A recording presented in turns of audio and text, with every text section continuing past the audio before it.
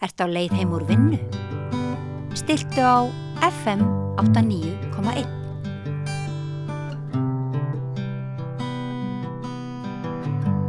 Já, Argentína hefur verið svolítið í fréttunum undanfarið út af það voru kosningar þarna, það kosið svona hluti af þinginu, svona milli stóru kosningarna og niðurstaðan sú að flokkur Milei, forseta, náði góðri kosningu og öllum líkjum þá mun hann geta knúið áfram svona þá stefnu sem hann vill reka í Argentínu, fengi miklu betri stöðu.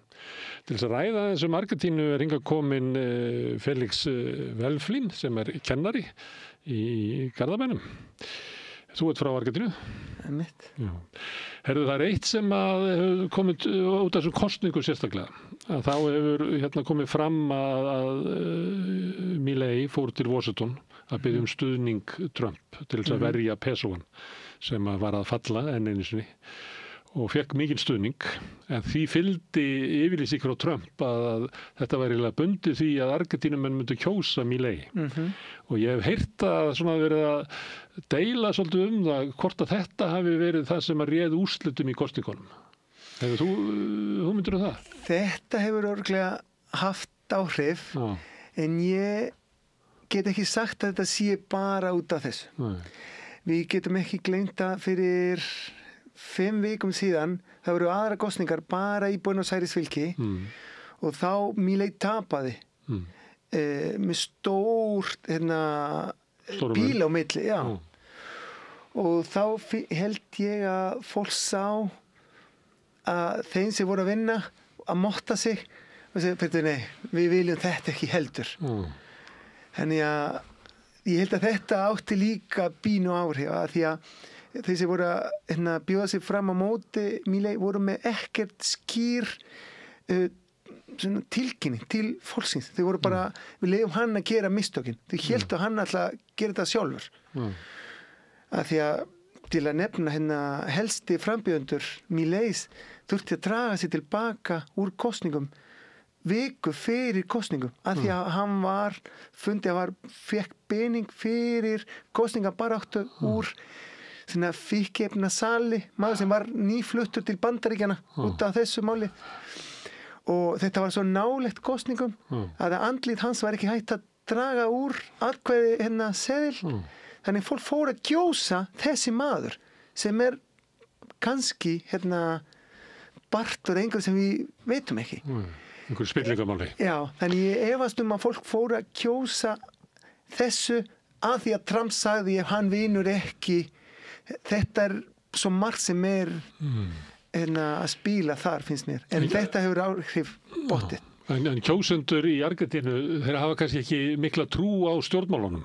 Nei, andstæðingar Milei langstætti flokkurinn peróistar og þeir eru svona valdaflokkur búin að vera lengi. Mjög óvinsæll eða fólk ber ekki almennt mikið traust til þeirra sem stjórnmála eða hvað? Sko, Argentína mjög sérstakur að því að ef að ég held að við myndum setja mann á mann fyrirverandi forseti Kristína hún myndi vera með helstu atkvæði en málið hún fær bara sitt 30% ekkert meira ef að hún bjóði sig fram hins 70% nú vera á móti skiptir ekki máli hver það það getur verið Milei sem mér finnst bara hræðilegt maður en á móti hinn þá verður fólk að fara í þess átt þannig að ég efast að Milei sjálfur myndi vinna Kristína eða Fernández þegar eftirnafni hennar en með að við hvernig virkar svona hvernig segir þetta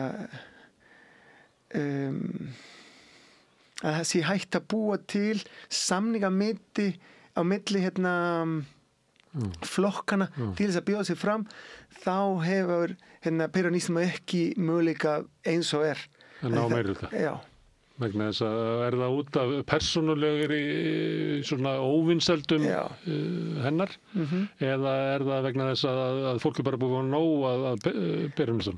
bæði og sko. En Milei, að þú ert að tala að sko frambjóðandi perunist og það kannski 30% sem að segja já, ég treyst honum, 70% bara treyst honum, alls ekki.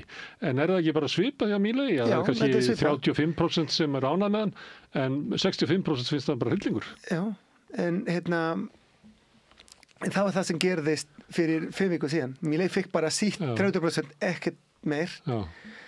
En og þá hrökkva kjósendur tilbaka þegar þeir sjá hinn að vera að monta sig af því að fólk vilja kjósa atkvæði með óvild sinni, ekki með því að þeir hafa ykkur að trúa stjórnmálamönnum. Akkurat, þetta bara svo að þessi vinur ekki, þá ætlum við að fara þangað.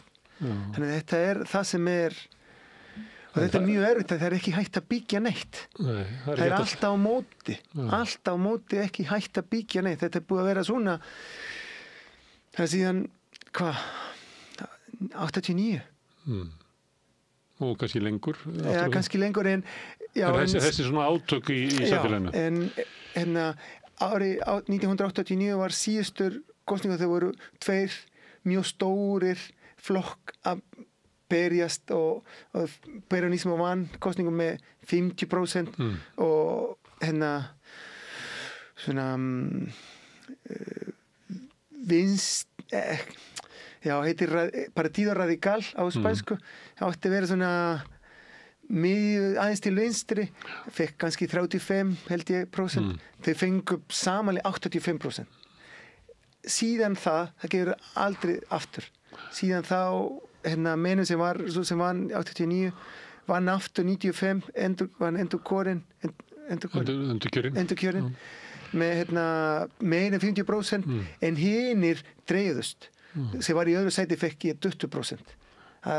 Síðan þá byrjaði þetta að vera mjög erfitt að fá meiri hluta nema þú sé að móti einhverju við þurfum að stoppa. Eina sem peronismo var að segja núna í kosningu var við þurfum að stoppa Milei. Þetta var eina það kveikir enginn bara til þess að stoppa einhverju en hvað ætlar þú að gera ef þú vinnur? Veit ekki. Það náttúrulega Biden náði kjöri sem fórst í Bandaríkina með því að vera ekki Trump. Já. Einu sinni. Ég held að gangi ekki aftur. Nei. Það gengur ekki. Kamala reyndi það en tókst það alls ekki. Hennar erindi var svolítið ég ekki Trump. Já, en það ekki nóg að En þetta ástandið í Argentínu þannig að almenningur hefur litla trú á stjórnmálunum. Já, mjög litla. Ég held að það enginn með meiri svona jákvæð fylgi stærri en neikvæð fylgi. Ég veit ekki hvað fylgi sé rétt orð en jákvæð mynd á móti neikvæð mynd alltaf neikvæð mynd miklu stærri hjá öllum. Það mælt svona traust á stjórnmálamönnum og þá fólk með eins og þú ert að nefna með 30% traust og svo kannski 65% vantraust. Já. Og það ekki þarna á milli. Nei, það enginn sem segir kannski. Það bara annarkvort og það langflesti sem þannig að meiri óvild gagnvart stjórnmálafólkinu heldur en velvilji. En varðandi þá almenning sem lifir í svona landi, þar sem hafa ekki trú á því að stjórnmálin komi með eitthvað lausn. Hvernig lifir fólk? Það bara reynir að lifa sínu lífi og Jú, þetta mjög góð spurning því að ef að maður skoða hvernig ástand það hefur ekkert batnað síðan Milei kom nema eina sem hann átti til að sína var hann lækkaði verðbólgu. Það eina sem hann náði að gera þetta var svo dýrt fyrir fólkinu því að við erum að tala að hann náði verðbólgu niður með því að festa launum en allt hitt hækkaði. Þannig að þetta mjög skrítið að skilja af hverju fólk var samt að kjósa maður sem var að gera sér bil á milli sem þú vart að fá miðað við hvað þú ert að eyða hver einasta meiri en samt að því hann náði að setja verðbólgu niður í 5% á mánuði. Við erum ekki að tala fyrsti mánuði hann fekk, ég held ég 25% svo 5%, núna 3% eða verðbólga var eitthvað svona 130%, hún komin niður í kannski 20-30% í dag. Árinu, já. Sem það þykir nú ansi mikið. Já, en heldur að fólk hafi þá trúað því að líklega kemur hann til fólks og segir, ég veit að launin þín eru frosinn en verðlagið heldur áfram að vaxa og kaupmátturinn minnkar. En þú þarf bara að bíða aðeins lengur, svo kemur þetta, svo kemur lausnin. Það ekki það sem hann að segja við fólk? Jú, hann að segja það. Við verum að hafa þolinmæði til þess að bíða hérna rétt handa við hornið, að þá mun allt verða betra. En á sama tíma þegar hann var að bjóða sig franska forseti, hann sagði, hann ætlaði ekki að spara í fólkinu. Hann sagði, ég ætla að spara í pólitík sjálf, ekki í fólkinu. En svo kemur til valds og gerir allt annað. En mjög sérstakur anstæðin sem hann valdi sig í samfélaginu voru fólk í eftirlaun, fatla fólk. Hver peri móti þessu fólk, skilur? Hann var að þau voru að lemja fólk í eftirlaun út í götu sem voru að biðja að 1% hækkun. Þegar var 10% verðbólgu á mánuði, ekki árinu, á mánuði. Og En þessi flokkadrættir í Argentínu, það þannig að eftir fjölskyldum svona þitt fólk allt saman peronistar langt aftur í, það þannig?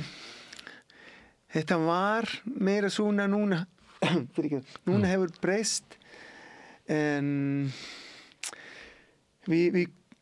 það eitt orð sem mikið nota út í Argentínu og það grieta, svona, kann ég segja grieta, svona, ekki Grieta þegar jörðin skarast og opna svona gall í jörðinni og það ekki hægt.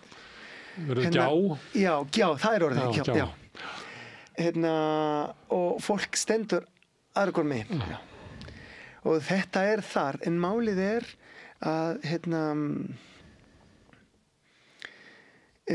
það enginn sem að reyna byggja brú á milli.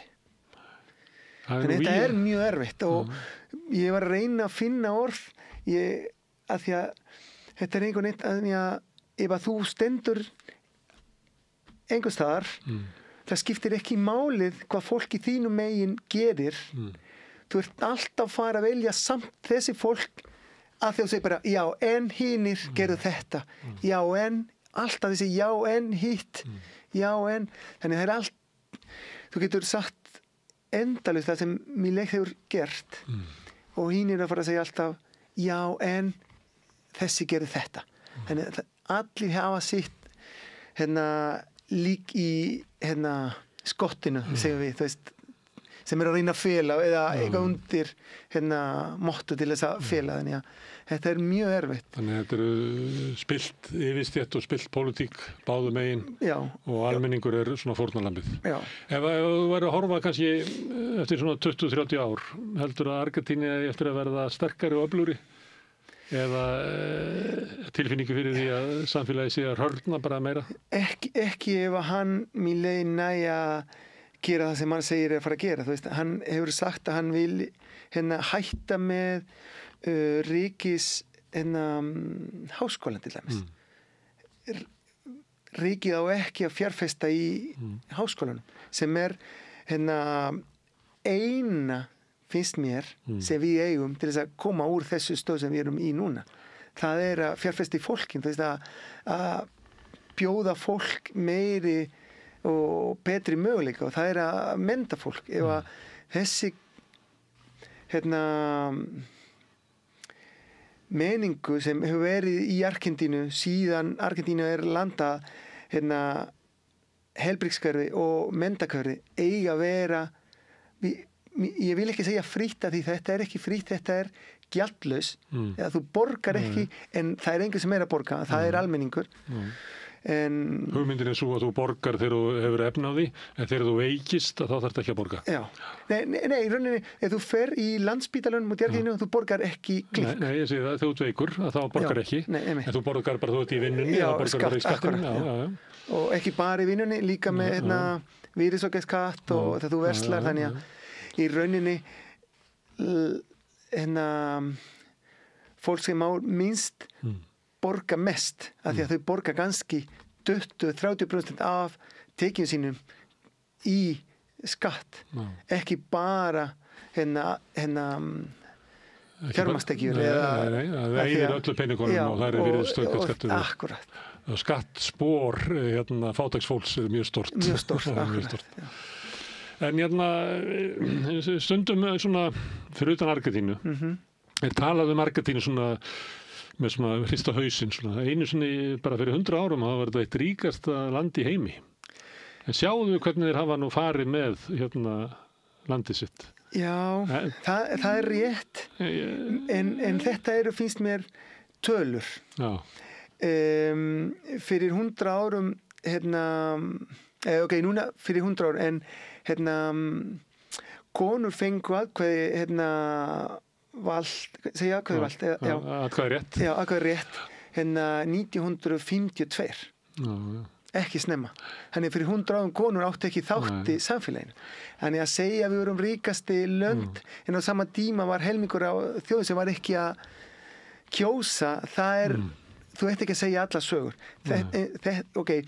Miðað við hversu mikið pening var að koma inn í landinu, miðað við hversu margir bjóð þar, það er rétt, en á sama tíma það var svo margt sem var ekki rétt.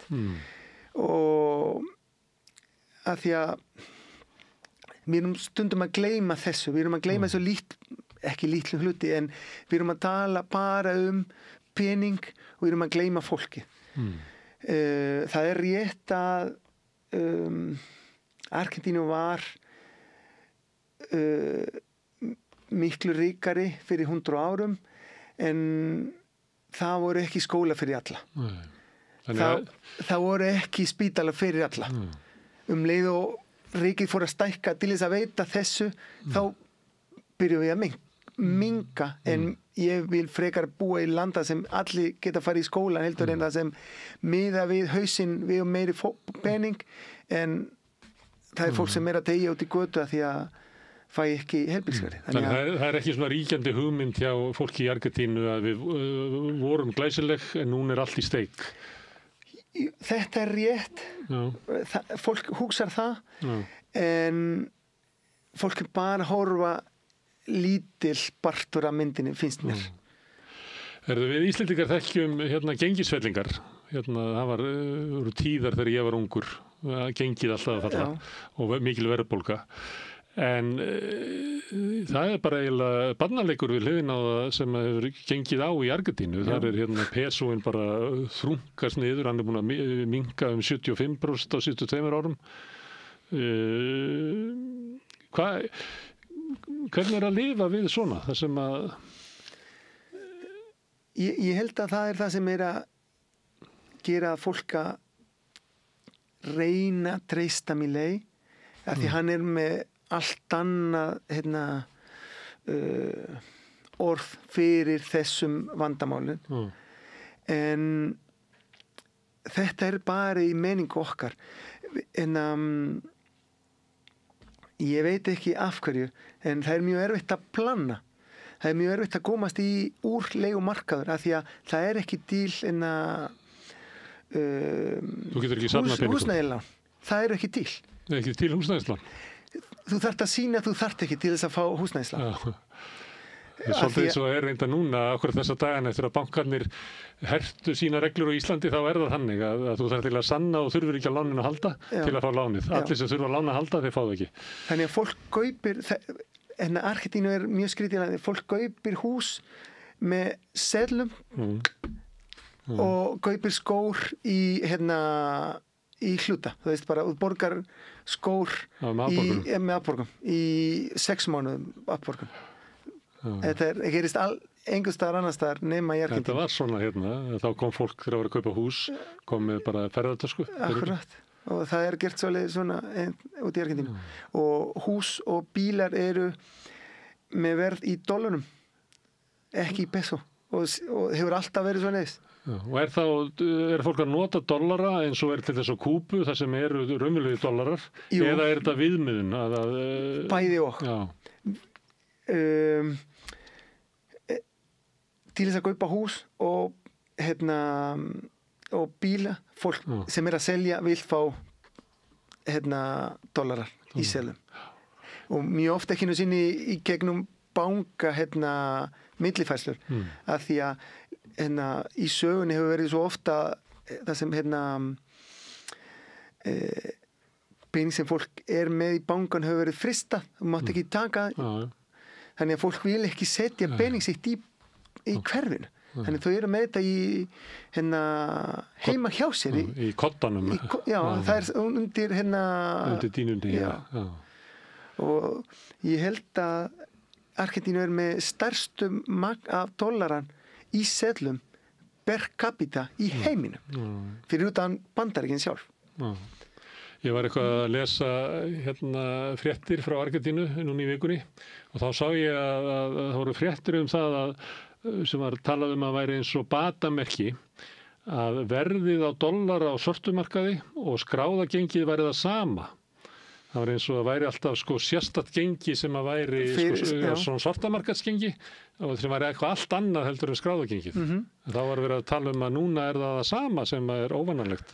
Ekki bara sama heldur í dag, það dýrari að kaupa hvítdollarar heldur en svart. Af því að í rauninni það svo lítið í gangi núna í svartmarkaður að þau kalla þetta blue til að nota ekki svart þannig þetta kalla dollar blue til að en það erfitt eða skrítið að segja svartur sem slæmt eða þannig að þetta var nota blue blái markaðurinn blái markaður bláir dollarar Þetta var svona líka, fyrst þegar ég fór til útlanda, þá fór ég upp á Keflavíkurflugvöll sem bandaríski herinn var og keypti gjaldeyri af leigubílstjórum.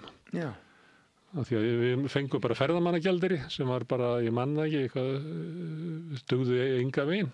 Þannig að þú þurftir alltaf að kaupa þér gjaldeyri. Þannig að við þekkjum þetta svo sem, þannig að kannski asnand að ég sé að spurja þig hvernig þetta, því að ég eiginlega veit það. Þú veist, já. Ég ólst upp í þessu. En þetta búið að vera síðan 2005 eða 2006 mann ekki alveg. Herðu, en Milei, hvaða fyrirbrigði hann? Hvaða sess hafði hann í argentínsku samfélagi fyrir svona 4 árum?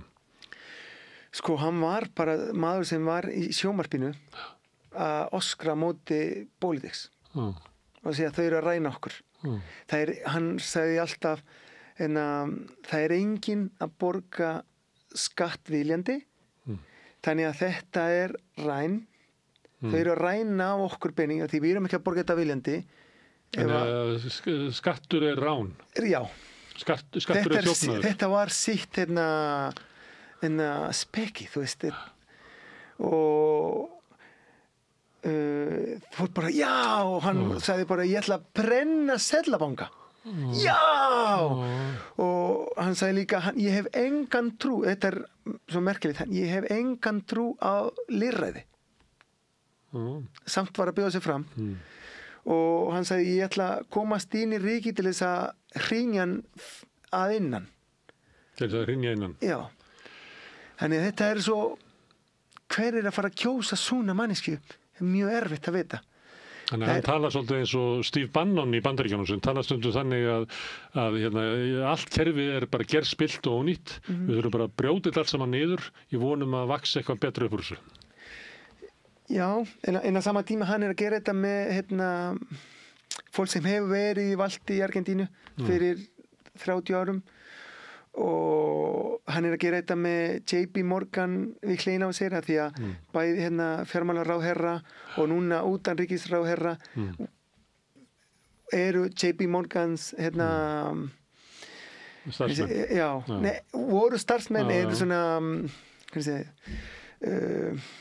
nemi lærðu af þeim þannig að þetta er fólk sem hefur verið alltaf að gera pening með pening en aldrei að bæla í hakkferfið raunverulegt að fólk sem í raunin að kaupa og selja hluti heldur bara vísitölur og prósentur og gengi og þannig að En fyrir svona 4 árum þá var hann bara svona álitsgjafi í sjónvarpi svona kostulugur gaur svona kom fram sem og fólk var að horfa á þannig að allir voru að bjóða hann akkurat, þetta var svona en svo allt í einu þá verður hann bara forseti og ég held að það var eitt maður sem átti svona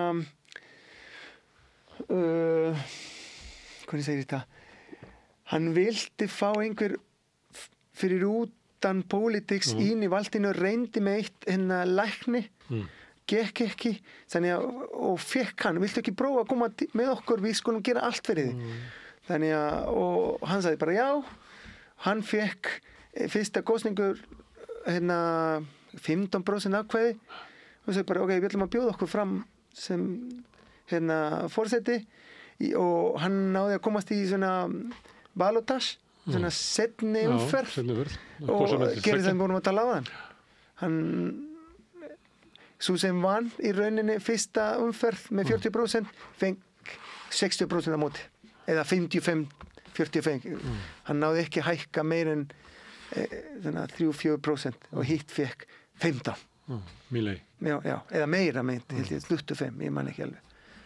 En er hann svona verkfæri einhverja sem að vilja ná völdum, eða er hann aðalmaðurinn? Nei, hann er ekki aðalmaðurinn. Nú, hver er á ótunum fram? Stóru fyrirtæki finnst mér. Fyrir mánu síðan það var til þess að áður en hann fekk stuðning frá Bandaríkjunum, hann var að fá stuðning frá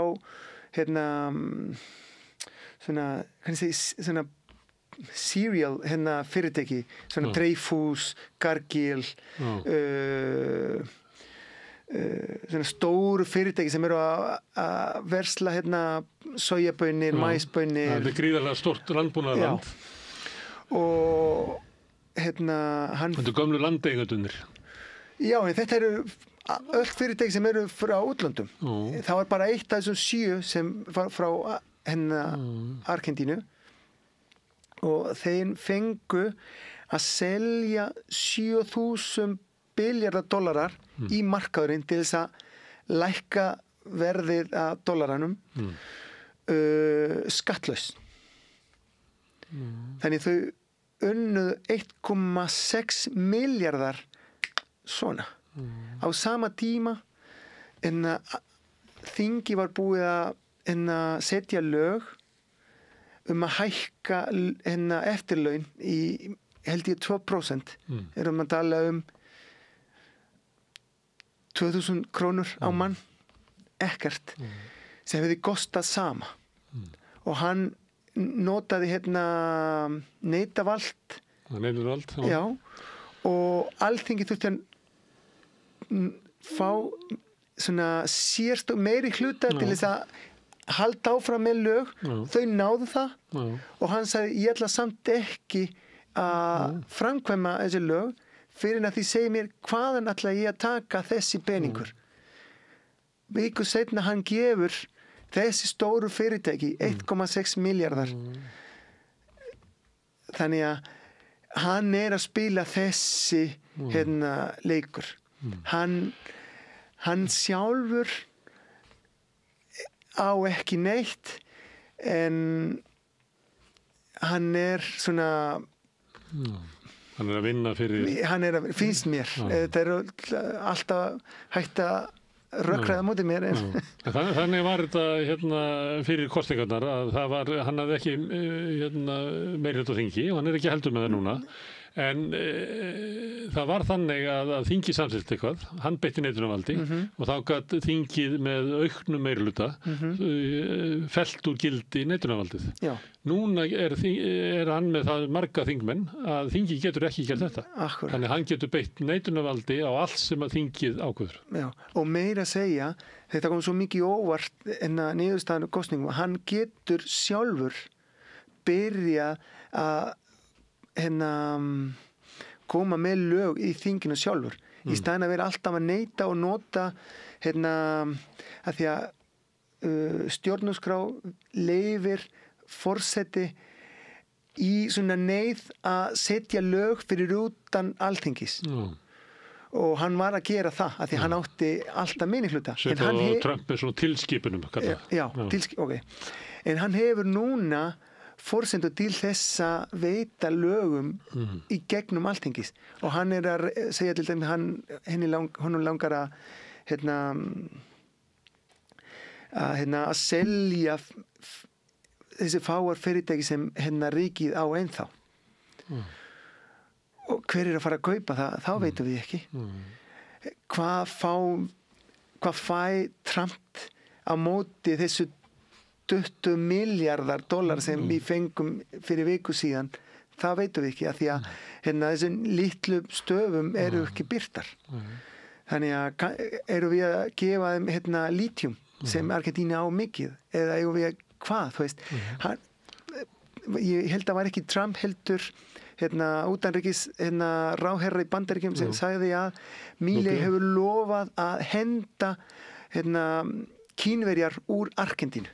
Er það sem hann er að bjóða að stærstum markaður fyrir Argentínu er Kína, ekki Bandaríkin. Hvert eru við að fara að selja hlutin okkar ef ekki til Kína? Því að Bandaríkin selur saman við. Þannig við erum í rauninni að keppa móti Bandaríkin. Þannig að þetta er svona háskalugu tími framöndan. Hann hefur allavega þessa stöðu í 2 ár. Já. Hann mun selja öll ríkisfyrirtæki, kannski loka háskólunum. Já, kannski selja sjúkrahús og skóla. Já, ég veit ekki jú, þú hefur örugglega heyrt en það var rísastór vandál með stærstu barnaspítali í Argentínu.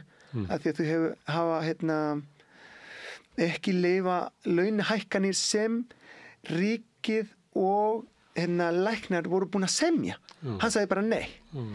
Af því hann vildi halda verðbólgu niður með launum.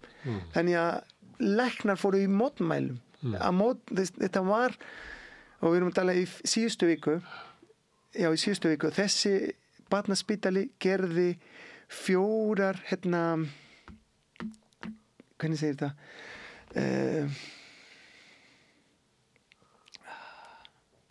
Misti orðið. Þegar þú talaði kringu það er líffæri líffæragjafi. Já, þau gerðu 4 aðgerð í 30 klukkutímar á börn frá 6 mánaða upp í 16 ára. Þannig sami spítali sem er að berjast á móti að fá launahækkun samkvæmt samningum. Þannig að, og hann er að tala móti þessi fólk sem er samt að gera hluti sem eigi að gera. Þegar þau fóru ekki, þetta er svo erfitt. Erðu Felix, þú byrjuð á Íslandi. Já. Og komst hingað ungur maður í stuttan tíma. Fyrst, og svo aftur þegar ég ekki það ungur. Komst og ílendist og þú byrjuð með konuðinni sem er líka frá Argentínu og börnum. Kanntu vel við þig á Íslandi? Jú, þau fættust hér. En langar ekki heim? Er ekki svona hugmyndinu alltaf þegar maður er í útlöndum að maður fari heim? Jú, heim er alltaf best, eins og er sagt hér. En ég á fjölskyldu hér líka. Ég er ennþá í sambandi við fjölskyldu sem ég bjó þegar ég var skiptinni mig. Ég kalla þau ennþá mamma, pappa, systkini, þau kalla börni mín, ammabörn og afa og þannig að þetta er Ísland er landið mín líka. En Argentína líka? Já, Argentína líka. Við Íslendingar erum þannig að við erum alltaf, sérstaklega þegar við erum í útlöndum, þá erum við alltaf að reyna að laga Ísland í haustum. Þá hugsa, ég held að Íslendingar í útlöndum hugsi meira Ísland heldur eins og að búa hérna. Já, ég er alltaf að tala, þegar ég er að hlusta útvarpinu, ég er alltaf að tala hátt og konum segir, þú er ekki að hlusta hættu að berjast á móti útvarpinu eða sjónvarpinu. En stundum er það þannig að ég man til dæmis að þegar maður hitti í Ítali þegar Berlusconi var forsætisráðherra, þeir fannst það svo leiðilegt, þeir svona hálf skömmuðu sín fyrir Berlusconi og sama með maður heyrir Bandaríkjamenn undir Bussi yngri til dæmis, fannst það vera alveg glatað. Finnst það svolítið leiðilegt að Milei sé forseti Argentínu? Já, mér finnst að sé leiðilegt að kjósa maður sem er að bjóða upp svona frá yfirvöld. Hann fattar sig ekki, hann er ekki lengur Javier Milei heldur hann er forseti Argentínu. Þegar hann talar sem forseti. Þannig að þegar hann segir ógeðslega hluti eins og hann sagði einu sinni við höfum ekki nóg mikið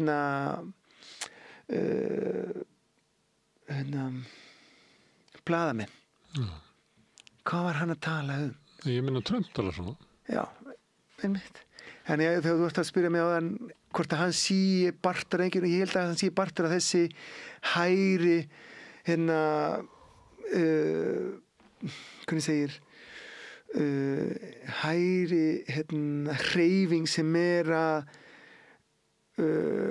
koma úr mjög vel í mörgum stöðum í kosningum. Það hljóma líka því að hvernig þú lýsir þessu, hvernig samfélagið svona klofið, það hljóma svolítið með meira með afstöðu Trump. Trump ekki að segja ég forseti allra Bandaríkjamanna, ég forseti þeirra sem kusu mig, ég var kosið til þess að gera ákveðna hluti og ég ætla ekki að hlusta á ykkur. Þau eru bara fyrir þeir sem eru ósammála mér. Og sömuleyti Milei talar sama hætti. Hann segir ekki ég forseti allra í Argentínu. Ég ætla þeir sem kusu mig og þeir sem kusu mig ekki. Nei, ég var kosin hingað. Við erum með völdi núna og ég ætla að ná í gegn þeim breytingu sem við ætlum að koma í gegn. Og við höfum bara skamma tíma. Það gæti verið að við myndum missa völd eftir 2 ár. Þá ætla ég að vera búin að selja allt rastlið og búin að breyta Argentínu varanlega. Þannig að þið munu ekki ná því að laga það tilbaka. Það tekur alltaf miklu lengra tíma að laga heldur en að skemma. En eins og vorum að tala áðan þetta gjá. Þegar þú segir þetta við fólk sem hefur kosið Milei, þá þú verður að fara að segja já, en þegar Fernández var í valdinu, hún sagði, þegar við vorum að mótmæla, hún sagði eina sem þið getur gert er að bjóða ykkur fram og vinna mig. Sigra mig. Þannig að hún var svona líka. Þannig þetta eins og að valdi gefur þessi tilfinningum að núna get ég allt. Ég þarf ekki að hlusta neinum öðrum. Núna, þannig þess vegna mjög skrítið að fólk veitu honum þessi vald aftur eftir allt sem hann hefur búin að gera í síðustu 2 ár. Að halda áfram að tala svona í stæðan að segja honum, nei býtu, þú verður að stoppa núna. Þú verður að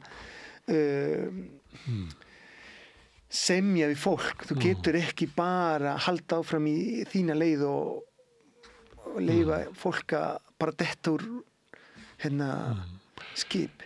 Það ójöfnuður í Argentínu. Það eru margir sem að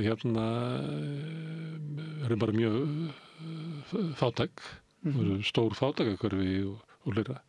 Og þegar það dregin tilbaka allur svona stuðningur og svona, þá hætt við að þetta hafi miklar afleiðingar fyrir líf margra í Argentínu.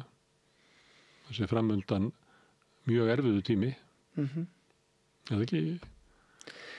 Já, og málið líka þegar ríki dregur sér tilbaka, það eru aðrir leikmenn sem eru að fara að spila og við sjáum það sem var að gerast núna í Brasilíu í gær og fyrradag. Við getum lenda í því. Við erum ekki þar en það sem ríkið stjórnar ekki partur af landinu. Af því að þau eru búin að draga sér svo mikið tilbaka að fólk byrjaði að leita hjálp annar staðar. Og það getur vel verið að krakkar sem fá ekki vinnu í vinnumarkaðu fá vinnu eða vera dópsali. Og það að gerast. Þannig að þetta og til dæmis ef einhver að þeim deyja í götunni, þá eru þessi fíkniefnasali sem eru að borga fjölskyldur áfram. Þannig að þau eru að veita þessi stuðningum sem ríkið gerði einu sinni. Þannig að þetta verður mjög erfitt ef við stoppum ekki og segjum bara ríkið má ekki draga sér tilbaka þessu nauðsynlegt sem samfélagið þurfa. Heilbrigðiskerfi, menntun. Allt þetta þarf að vera til staðar til þess að bjóða annað á móti þessu easy money. Af því að annars verður bara mjög erfitt, finnst mér. Það verður bara glæpagengi munu ná. Já, munu hækka rosalega. Fyrir hvaðan ertu í Argentínu? Hvaða borg? Ég frá Rosario. Það sem Messi þaðan. Jú, Messi, Di Maria. Ég hef búin að tala við þig svo mikið Milei sem að þú hefur skömm á.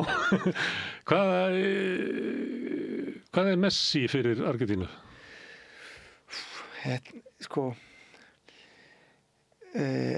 Þetta var svo stórt þegar hann náði loksins að sigra þessi HM fyrir 3 árum. Ef þú skoðar myndirnar þegar kemur. Þetta var líka þessi tímabúndi þar sem fólk hafi verið eftir faraldurinn, þannig fólk var mjög mikið einangrað og svo bara allt í einu springur gleði og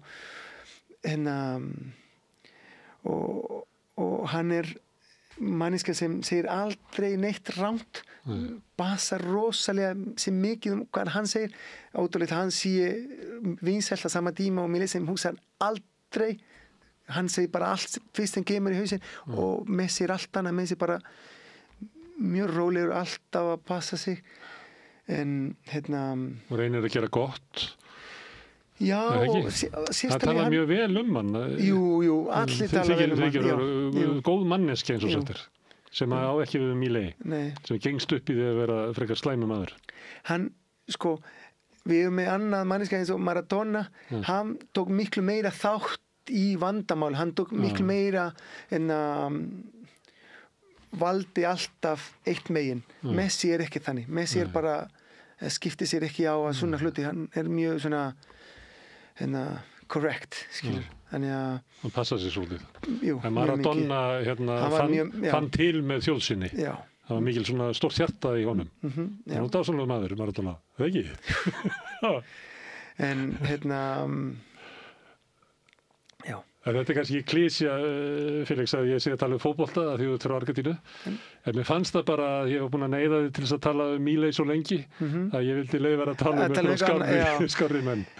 Jú, en það eru fleiri sem kemur til greina þegar maður vill að fólk þekkti frá Argentínu, ekki bara fótboltamenn. Stórkostleg skáld og mikla bókmenntir. Akkurat, og flott músík. Og vísindamenn. Fengum 5 Nobel-verðlaun. Og 3 eru vísindamenn. Læknir og efnisfræði og þegar ríki eyddi 25% í menntunarkörfi. Núna held ég 2%. Þannig þetta borgar sig. Þetta ekki bara Þetta ekki bara eyðsla. Já, þetta líka fjárfesting. Þetta fjárfesting, sammála.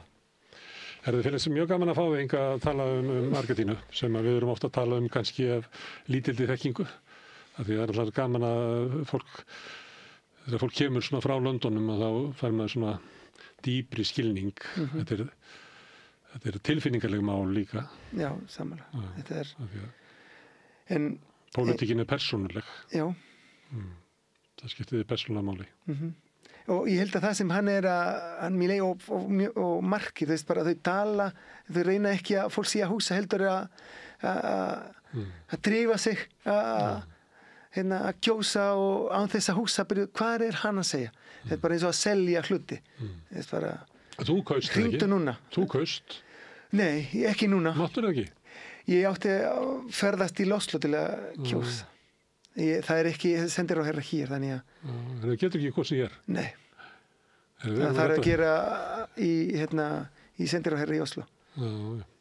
Herru, gaman að fá þig, Felix. Takk fyrir það. Herru, við ætlum að fara frá Argentínu í aðra deildir heimsins. Við erum alltaf að skilja hana heim. Næsti kaplir eftir augnablik. Alþýðufélagið frábær hugmynd. Félagsgjöld í Alþýðufélagið eru krónur 2.750 á mánuði og renna óskipt til dagskrár og útsendinga samstöðvarinnar. Samstöðin.is. Ég heiti Þórhildur Þorleifsdóttir. Á samstöðinni fjörug, opin, skemmtileg og gagnrýnin umræða allt milli himins og jarðar. Samstöðin á erindi inn á öll heimili.